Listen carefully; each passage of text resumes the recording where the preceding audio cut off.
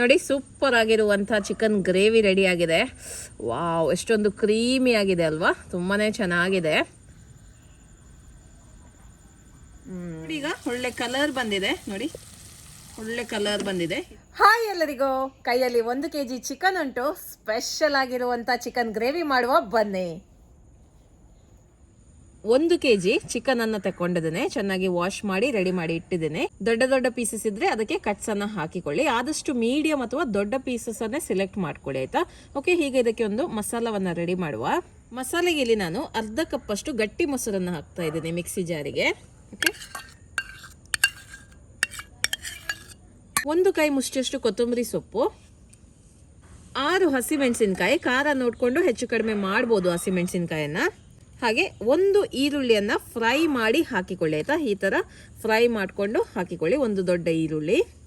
ಈಗ ಇದನ್ನ ನಾನು ನೈಸಾಗಿ ರುಬ್ಬಿ ತರ್ತೇನೆ. ಅವಶ್ಯಕತೆ ಇದ್ರೆ ಮಾತ್ರ ನೀರನ್ನ ಸೇರಿಸ್ಕೊಳ್ಳಿ, ಆಯ್ತಾ.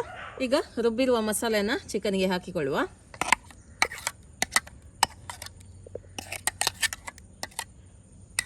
ಒಂದು ಟೇಬಲ್ ಚಮಚದಷ್ಟು ಅಚ್ಕಾರದ ಪುಡಿ, ಇದು ಒಳ್ಳೆ ಕಲರ್ ಕೊಡುತ್ತೆ ನಿಮಗೆ. ಕಾಶ್ಮೀರಿ ಚಿಲ್ಲಿ ಪೌಡರ್ ಇದ್ರೆ ಅದನ್ನೇ ಹಾಕಿಕೊಳ್ಳಿ. ಓಕೆ, 1 ಟೀ ಸ್ಪೂನ್ ಅಷ್ಟು ಗರಂ ಮಸಾಲ ಪುಡಿ, 1 ಟೇಬಲ್ ಚಮಚದಷ್ಟು ಶುಂಠಿ ಬೆಳ್ಳುಳ್ಳಿ ಪೇಸ್ಟ್, ಅರ್ಧ ಚಮಚ ಚಾಟ್ ಮಸಾಲ ಪುಡಿ, ರುಚಿಗೆ ತಕ್ಕಷ್ಟು ಉಪ್ಪು, ಅರ್ಧ ನಿಂಬೆಯ ರಸವನ್ನು ಹಾಕ್ತಾ ಇದ್ದೀನಿ. ಓಕೆ, ಚೆನ್ನಾಗಿ ಇದನ್ನು ಮಿಕ್ಸ್ ಮಾಡುವ.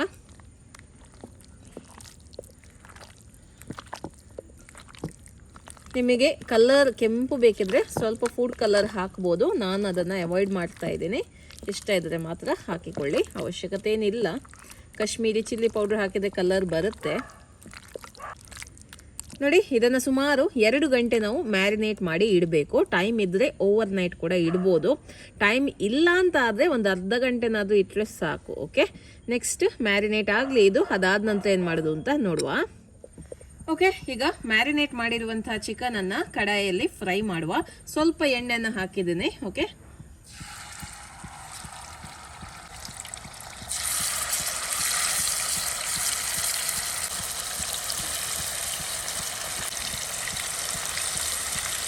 ಐದು ನಿಮಿಷ ಬಿಟ್ಟು ಇದನ್ನು ಮಗುಚಿ ಹಾಕುವ.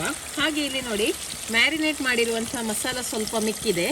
ಇದರಿಂದನೇ ನಾವು ಇದಕ್ಕೆ ಒಂದು ಗ್ರೇವಿಯನ್ನು ರೆಡಿ ಮಾಡುವ. ಹಾಗಾಗಿ ಇದನ್ನು ನಾವು ಸೈಡಲ್ಲಿ ಇಟ್ಟು ಬಿಡುವ. ಇವಾಗ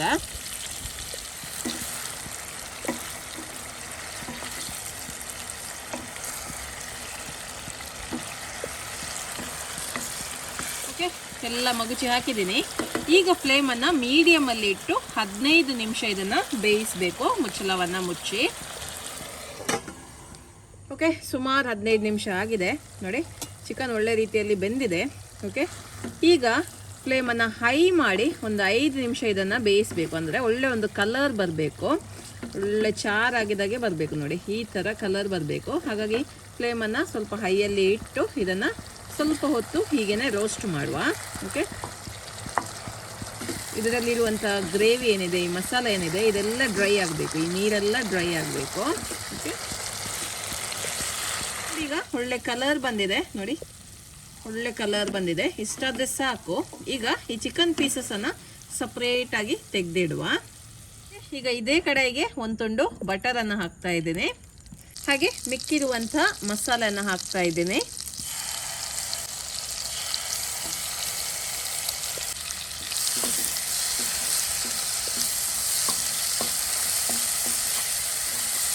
ಸ್ವಲ್ಪ ಮಸಾಲ ತೊಳೆದ ನೀರನ್ನು ಹಾಕ್ತಾ ಇದ್ದೀನಿ. ಬೇಕಿದ್ರೆ ಮಾತ್ರ ಹಾಕಿಕೊಳ್ಳಿ. ಓಕೆ,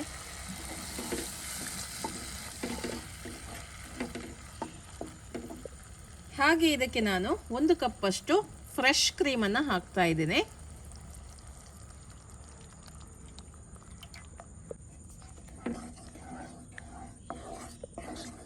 ನೀವು ಬೇಕಿದ್ರೆ ಇಲ್ಲಿ ಪೆಪ್ಪರ್ ಪೌಡ್ರನ್ನು ಹಾಕ್ಬೋದು. ನಾನು ಹಾಕ್ತಾ ಇಲ್ಲ, ನಿಮಗೆ ಬೇಕಿದ್ರೆ ಹಾಕ್ಬೋದು.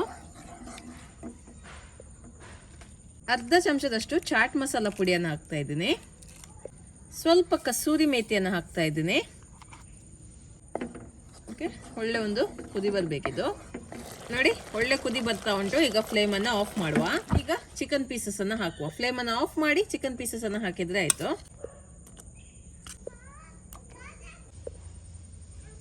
ಓಕೆ, ಜಸ್ಟ್ ಒಮ್ಮೆ ಮಿಕ್ಸ್ ಮಾಡಿದರೆ ರುಚಿಯಾದ ಚಿಕನ್ ಗ್ರೇವಿ ರೆಡಿ ಆಗುತ್ತೆ.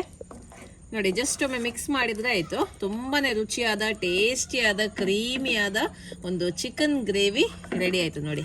ಭಾರಿ ಒಳ್ಳೇದಾಗ್ತದೆ ಯಾವಾಗಲೂ ಒಂದೇ ರೀತಿ ಮಸಾಲ ತೆಗೆದು ಚಿಕನ್ ಗ್ರೇವಿ ಮಾಡೋದಕ್ಕಿಂತ ಅಪರೂಪಕ್ಕೆ ಈ ಥರ ಒಮ್ಮೆ ಮಾಡಿ ನೋಡಿ, ತುಂಬ ಟೇಸ್ಟಿ ಆಗುತ್ತೆ. ಇದು ಚಪಾತಿಗಂತೂ ಸೂಪರ್ ಆಗುತ್ತೆ, ರೋಟಿ ನಾನಿಗೆಲ್ಲ ಭಾರಿ ಒಳ್ಳೇದಾಗ್ತದೆ. ಇದು ಕ್ರೀಮಿ ಆಗಿರುತ್ತೆ ಇದು. ಓಕೆ, ಸರ್ವ್ ಮಾಡುವ.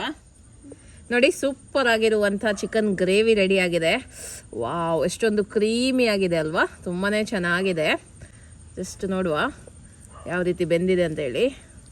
ನೋಡಿ ಸೂಪರಾಗಿ ಬೆಂದಿದೆ, ಸಾಫ್ಟ್ ಆಗಿದೆ ಚಿಕನ್. ಈ ಗ್ರೇವಿ ಕೂಡ ಭಾರಿ ಒಳ್ಳೆಯದುಂಟು, ಕ್ರೀಮಿಯಾಗಿ. ಚಪಾತಿ ಇದ್ರೆ ಅಂತೂ ಸೂಪರ್ ಆಗುತ್ತೆ, ಬಾಯಲ್ಲಿ ಮೆಲ್ಟ್ ಆಗಬೇಕು ಆ ರೀತಿ ಇದೆ ಈ ಗ್ರೇವಿ.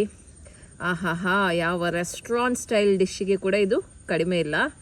ಟೇಸ್ಟ್ ಮಾಡುವ.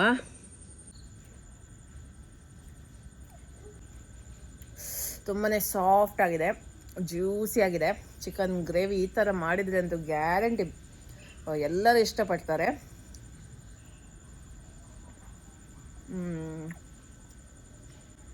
ತುಂಬ ತುಂಬ ತುಂಬ ಚೆನ್ನಾಗಿದೆ. ವಾವ್, ರೆಸ್ಟೋರೆಂಟಿಗೆ ಹೋಗ್ಬೇಕಂತೇನಿಲ್ಲ, ಮನೆಯಲ್ಲೇ ರೆಸ್ಟೋರೆಂಟ್ ಸ್ಟೈಲ್ ಚಿಕನ್ ಗ್ರೇವಿಯನ್ನು ಮಾಡ್ಬೋದು.